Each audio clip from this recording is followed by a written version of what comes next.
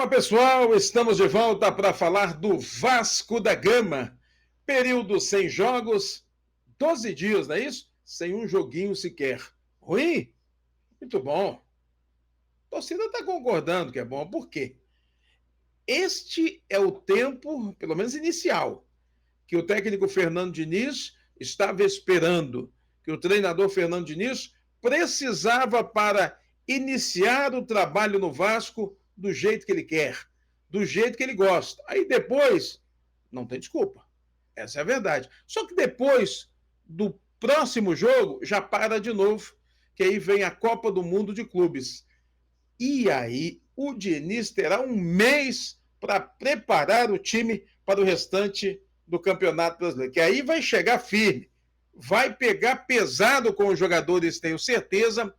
Esse é o Vasco que eu estou ansioso para ver, esse é o Vasco que eu quero ver. O Vasco, após este período de treinamento, intertemporada, acho que é muito mais do que uma intertemporada, né? Aliás, é um período muito mais longo, vai ser, do que a pré-temporada que os times costumam realizar com esse calendário tão apertado do Campeonato Brasileiro, principalmente. Então vamos aguardar. Vamos ver se a gente consegue pontuar contra o São Paulo. Por que eu digo pontuar? Pô, tá pensando em empatar, cara? Empate não vai ser um resultado ruim, não. Eu estou pensando, sabe em quê? Em não figurar na zona de rebaixamento.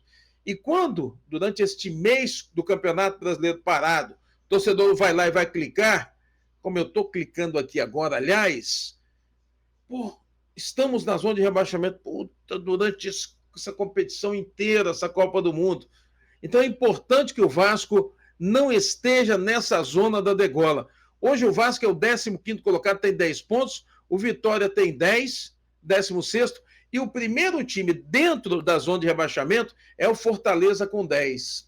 Ou seja, é preocupante sim, porque Vitória e Fortaleza empatando passam o Vasco. Vitória recebe o Cruzeiro e o Fortaleza recebe o Santos, que tem 8, e se vencer vai a 11, e se empatar com o Fortaleza, quem vai a 11 é o Fortaleza. Se o Fortaleza ganhar, ele vai a 13. Ou seja, a vida do Vasco não está nada fácil, porque o Vasco joga contra o São Paulo no Morumbi. O Vasco com 10 pontos, se fizer um pontinho, vai ser muito importante, sim, para permanecer fora desta tão temida zona de rebaixamento, que não vai ser nada legal ficar um mês lá vai bordoada, nessa condição aí, até que o Campeonato Brasileiro volte. Mas eu acho que nós teremos um Vasco um pouco diferente, positivamente falando, depois que terminarem estes 12 dias, este período que o Diniz está comandando o time. Eu vi uma imagem hoje, que o Diniz estava conversando, reuniu os jogadores e tá que conversa. Isso também faz parte do treinamento. Isso também é muito importante. O Diniz é bom nisso, né? Também é um bom psicólogo. Eu acho que nas outras equipes ele não teve esse período que ele vai começar a ter agora, ele não teve aquilo que ele precisava. O mais importante é quando o treinador está no início da temporada e monta o time junto, o que não aconteceu. Só que este período longo vai ser importante. Anotem aí, um dos clubes, um dos times, aliás, que mais vai se beneficiar com essa parada da Copa do Mundo de Clubes vai ser o Vasco. Eu tenho absoluta certeza disso. Só que o Vasco tem jogadores que estão aí se encaminhando para o término de seus contratos. E aí eu tenho uma relação aqui que eu vou bater com vocês, torcedores. Eu assim, será que sou eu que quero que esse aí tem que encerrar o contrato? Aquele lá tem que encerrar o contrato. Eu acho que não é só eu, porque assim, quando eu penso em ter um jogador no clube, eu sei que ele dá despesa. Eu tenho que pensar também com a cabeça de quem está administrando o clube. Como é que eu vou parar para pagar esse jogador? Que dinheiro que eu vou arrumar para pagar isso tudo? Então, tem algumas possíveis renovações ou não. Por exemplo, você, torcedor, participaria aí dizendo sim da renovação do Alex Teixeira? Eu acho que a maioria vai dizer o seguinte: já deu o Alex Teixeira, né?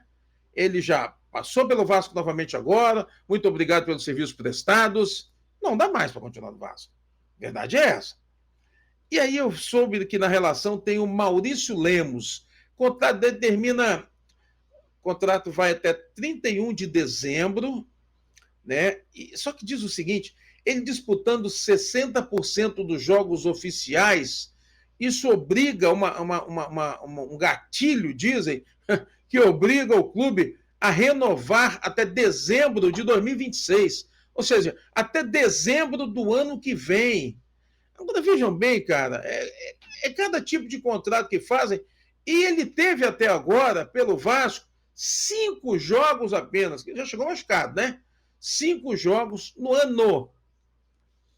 Então, quer dizer, naturalmente, consequentemente, se 60% dos jogos obriga, ele não fez 60% dos jogos. Agora, o Vasco precisa analisar, e eu gostaria que o torcedor analisasse também, quando ele entrou, apresentou um bom futebol, mas o Vasco tem que ter jogadores, né, que sirvam ao Vasco, né, sempre que estejam em campo, não que apenas estejam com o Vasco, dando despesas ao Vasco. Pode ser que o Maurício Lemos permaneça aí na próxima temporada, mas pode ser que daqui para frente ele volte, entre e arrebente. Ok, é isso que a gente espera. Aí vale a pena manter um jogador caro.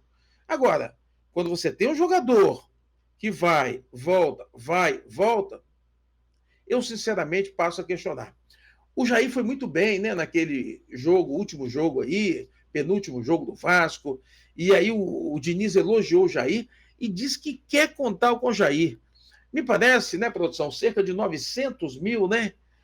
Não importa, eu quero que os caras ganhem mais, 10 vezes 900, 5 milhões, 8 milhões, enfim, não importa, eu quero que todo mundo ganhe bem. Agora, futebol mexe com paixão, né? E é um trabalho, um emprego, digamos assim, diferente, que move paixões, mexe com os corações dos torcedores, e no caso dos torcedores do Vasco.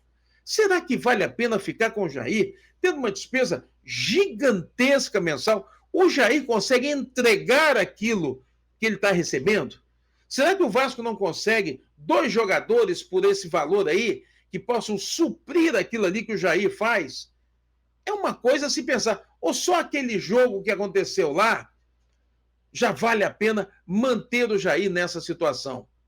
Aí vem o Paulinho, que está nessa relação. O Paulinho fez 10 jogos como titular, 10 partidas só como titular. Daqui a pouco está com o contrato se encerrando. E o futebol que o Paulinho vem apresentando, quando ele vem entrando, não é aquele futebol que a torcida espera. Não é aquele futebol que aquele Paulinho lá de trás apresentava. Então, eu fico me questionando.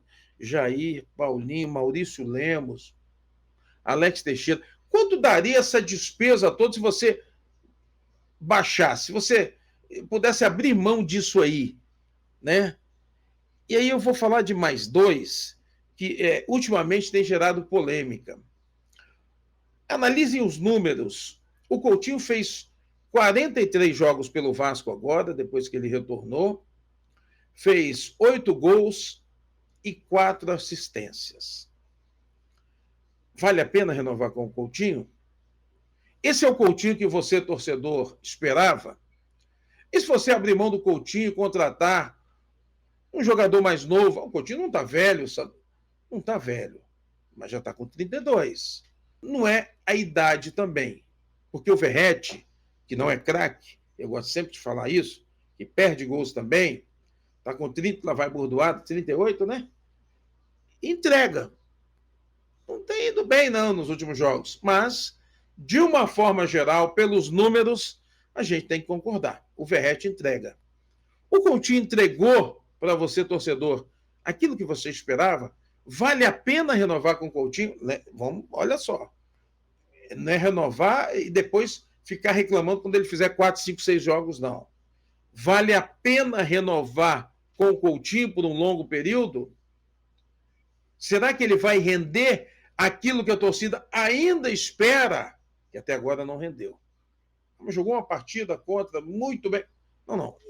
Jogou uma partida bem. Talvez 2 ou 3. Repito, Coutinho tem 43 jogos pelo Vasco depois do retorno, 8 gols e 4 assistências. Quero lembrar do Payet, que está indo embora. E se você for colocar a despesa que o Payet teve e o que ele entregou, ele vai ficar devendo. Ele vai ficar devendo, sim. Não dá para torcedor do Vasco, não dá para você se contentar com isso aqui.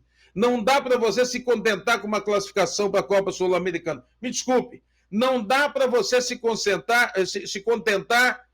e continuar sem títulos. O Vasco precisa fazer grandes times e precisa voltar a figurar na parte de cima da tabela. O Vasco tem a necessidade de brigar por título. Ou você pensa pequeno demais? Se você discordar disso, você pensa pequeno. E o Payet não fez por onde. Então, muito obrigado, Payet, pelos serviços prestados. Vá com Deus, que o Vasco consiga trazer 1, 2, 3, 5 jogadores que possam dar resultado para que a torcida tenha esperança em que o Vasco possa, pelo menos, brigar por um título. Estamos disputando o Brasileirão, estamos disputando a Copa Sul-Americana e o Campeonato Brasileiro. Ainda dá tempo, se tivermos bons reforços, se tivermos grandes reforços. Tem que procurar, tem que ir atrás. Não significa que grandes reforços têm que receber 1,5 milhão. Aliás, para finalizar isso aí, eu quero falar sobre o goleiro Léo Jardim. Ele tem todo o direito de pedir mais de R$1 milhão por mês. Mas o Vasco tem todo o direito de não aceitar.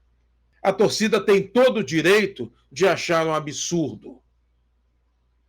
Respeito como profissional.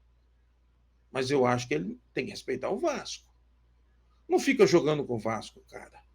Se tu tem outra proposta, abre o jogo. Vai para cima. Vai embora. Agora, você não é o Carlos Germano, campeão da Libertadores. Tu não é o Barbosa. E vou falar mais. Fora do Vasco, tu não é o Tafarel, né? Vamos concordar, né? Grande campeão, Copa do Mundo. O Vasco voltou a te colocar na vitrine. Tu falar que não aceita 800, não é 800 só, 900 mil reais e mais um pouco, é 1 milhão, cara. Com prêmios, com não sei o quê, com participações, aliás, 800 mil mais luvas, vai dar 1 milhão, ou 900 e pouco, enfim. Tu falar que não aceita, posso até concordar, mas dê um motivo por que tu não aceita. Esse salário te coloca entre os 3 maiores salários do futebol brasileiro de goleiros. E vamos concordar. O Vasco não está com esse caixa todo, não, para te pagar nem 600 mil. Pô, tá falando que não merece. Não merece. Eu estou falando em mais de 500 mil, cara. Então, goleiro, num time que está tentando se reestruturar financeiramente, inclusive. Num time que está, pô, à beira do abismo, pô, tentando achar soluções para organizar a vida financeira de novo. Vai com Deus, Léo Jardim. Terça-feira estarei com o Joel, aqui no canal Colina em Foco. Espero por você, ao vivo. Joel está todos os dias e quinta-feira estaremos na narração, na transmissão, junto com o Joel Silva, de São Paulo e Vasco. Vamos ver como é que o Vasco vai voltar. Tem que voltar com alguma coisa diferente. Diniz, a torcida está esperando isso. E eu também.